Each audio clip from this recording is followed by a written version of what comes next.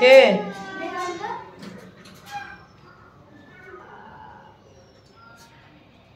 কে আছে এটু?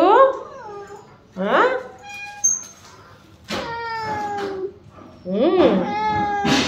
তোমায় তো খেতে দিয়েছি। কষ্ট হচ্ছে গরমে? খুব গরম না মা?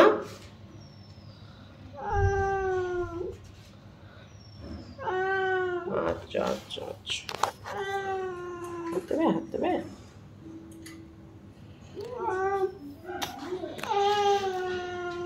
আচ্ছা দাঁড়াও, দেখছি খাবার আছে কি দেখছি, দাঁড়াও। ডে উইথ মি চ্যানেলে তোমাদেরকে আরও একবার স্বাগত। আমি সৌমিতা চলে এলাম একটা নতুন ব্লগ ভিডিও নিয়ে। তো আজকে তোমাদেরকে একটা টপিকের ওপর আমি বলতে চাই, এটা ঠিক বলতে চাই না, আমি তোমাদের কাছে একটু রিকোয়েস্ট করতে চাই। সেটা হচ্ছে, যা গরম পড়েছে প্রত্যেকের এলাকাতেই দেখেছো যে প্রচণ্ড প্রচণ্ড গরম পড়েছে। তো সেটা নিয়ে কি বলতে এসেছি না, প্রত্যেক এলাকাতেই কিন্তু কুকুর বেড়াল প্রচুর এরকম অবলা প্রাণীরা কিন্তু রাস্তায় বসে থাকে এই গরমে।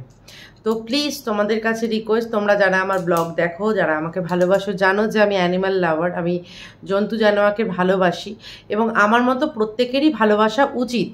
কারণ দেখো, ওরা তো আমাদের জন্যই, আমাদের ওপর ভরসা করেই, ভরসা না মানে কি বলবো, ভগবান তো আমাদের ওপরেই দায়িত্ব দিয়ে ওদেরকে পাঠিয়েছে। নাহলে ওরা নিজেরা খেতে পারে না, ওরা নিজেরা রোজগার করতে পারে না, ওরা নিজেরা পড়াশোনা করতে পারে না, তাহলে ওরা খাবার তো কোথাও থেকে কিনতে পারবে না। তা আমরা যদি ওদেরকে খাবার জল এগুলো না দিই, তাহলে ওরাও তো একদমই অবলা না। তো যার জন্য আমি সবার কাছে রিকোয়েস্ট করছি, এই গরমে প্লিজ সবার বাড়ির সামনে একটু করে জল রেখো, যাতে তারা জল খেতে পারে। কারণ দেখো, যেখান থেকে ওরা জল খায় সেই সমস্ত জায়গার জলই কিন্তু শুকিয়ে যাবে। কারণ যা গরম, যেখানে মানুষ ঘরের মধ্যে ফ্যান চালিয়ে এসি চালিয়ে টিকতে পারছে না, সেখানে রাস্তায় যারা থাকে বলো তাদের কি অবস্থা, তারা কি বসে থাকতে পারবে? আর যদি কারোর দালানে বা উঠোনে এসে একটু ওরা আশ্রয় নেয়, তোমরা প্লিজ তাড়িয়ে দিও না, ওদেরকে মেরো না। ওরা মানুষের কোনো ক্ষতি করে না, এবং মানুষ যদি ওদেরকে কোনো ক্ষতি করে তাহলেও ওরা কিছু করে না। তবুও হয়তো কিছু কিছু কুকুর তেড়ে আসে, বা হয়তো তুমি কিছুই করনি তাও কোনো কুকুর তেড়ে এলো বা বিড়াল তেড়ে এলো। দেখো, এত যে মানুষ সেই 10টা মানুষের মধ্যে একটা মানুষ তো খারাপ থাকে, তার জন্য তো সেই মানুষটাকে আমরা ছেড়ে চলে যাই না, বা সেই মানুষটাকে আমরা ধরে পেটাই না। ঠিক সেরকমই যদি 20টা কুকুর কোনো জায়গায় থাকে বা 10টা কুকুর থাকে, সেখান থেকে একটা বদমাইশ হতেই পারে। এটা তো ঈশ্বরেরই সৃষ্টি না। তোমরা প্লিজ কাউকে এদেরকে অবহেলা করো না, একটু সামান্য ভাত দাও, দেখবে তোমার একদম প্রিয় হয়ে উঠেছে। তুমি যদি ভয় পাও, তোমার যদি তাদেরকে ভয় লাগে, তো অন্য কারোর সাহায্য নিয়ে তাদেরকে দিয়ে একটু ভাত দাও, একটুখানি, এমন কিচ্ছু তোমাদের ক্ষতি হবে না। একটু যদি তোমরা ভাত দাও, একটু যদি তোমরা জল দাও, হ্যাঁ। আর সবার গেটের সামনে প্লিজ একটু করে জল রেখো, শুধু এই গরমটার জন্য। এই গরমটা কেটে গেলে, বর্ষা পড়ে গেলে, তখন কিন্তু আবার ওরা নিজেরাই করে নিতে পারবে।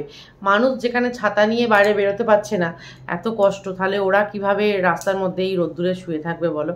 তো প্লিজ এই রিকোয়েস্টটা আমার তোমাদের কাছে আমার তরফ থেকে, তোমরা প্লিজ একটুখানি চেষ্টা করো কোঅপারেট করার, যাতে ওরা একটু বেঁচে থাকতে পারে। কারণ দেখো, বাঁচার অধিকার যেরকম আমার আছে, যেরকম তোমার আছে, সেরকম বাঁচার অধিকার কিন্তু ওদেরও আছে। কারণ আমরা কিন্তু ওদেরকে জন্ম দিই না, ঈশ্বর ওদেরকে জন্ম দিয়েছেন, এবং ঈশ্বরই চান যে মানুষই ওদের টেক কেয়ার করুক। কারণ দেখো, মানুষ করবে না তাহলে কে করবে? আর মানুষই তো করবে, কারণ মানুষেরই তো মান হুঁশ এই দুটো আছে।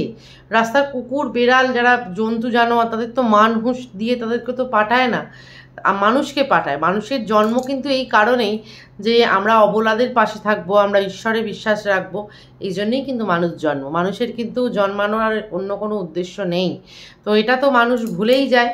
এবং কিছু কিছু মানুষ আছে, আমি বলতে বাধ্য হচ্ছি, তারা কুকুর বেড়ালকে দূর করে তাদের গেটের সামনে থেকে তাড়া করে। কুকুর বেড়াল দেখলে তারা পালিয়ে যায়। জল দেওয়া তো দূরের কথা, লাঠি দিয়ে পেটোয়, রাস্তায় পটি করলে সেটা নিয়ে ঝামেলা শুরু করে দেয়।